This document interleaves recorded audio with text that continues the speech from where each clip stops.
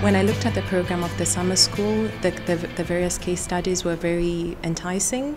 In particular was the Growing Green case study, which I could closely relate to, because recently I came across a study which was talking about obesity not just being a Western problem, but also it's becoming a problem in developing countries. Overweight and obesity, it's one of the most wicked problems. It's related to many things like food, like physical activity, but also with the environment, physical environment and social environment.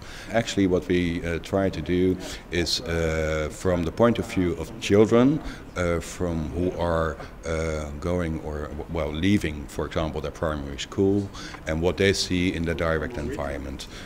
Do they see playgrounds? What kind of advertisements they see? Is it only McDonald's or also other stuff? What kind of shops?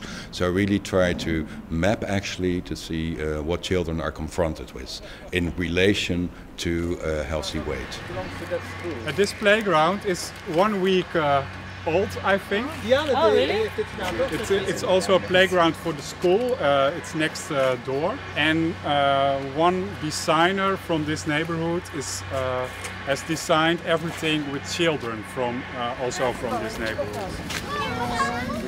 Growing Green sets to address this problem in a country which is green, which is lush. We've just spent the past 2 days in Oostdorp, a community that's blessed with lots of green trees. They have lots of infrastructure. There's lots of goodwill from the local community and government. It's actually seeing what solutions within the community exist that we can actually address this problem.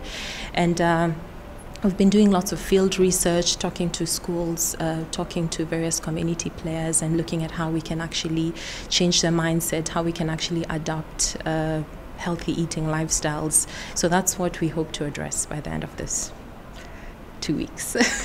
We described the problem, but not a very narrow research question, because I'm much more curious actually to see that a group of international people, of students coming from all over the world, with different backgrounds and different views, where they can come up with. The biggest challenge in this community, the problem that we're trying to address, is how these connect. We have a lot to share, which is kind of fulfilling for me to see that somebody thinks perhaps a same issue but in a different way.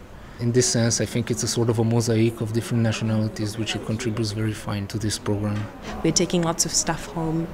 Our group has 10 participants, and also we have the bigger group of 60 participants. We can take all these best practices home and be ambassadors and change makers in our own initiatives, because we are all from diverse backgrounds as well.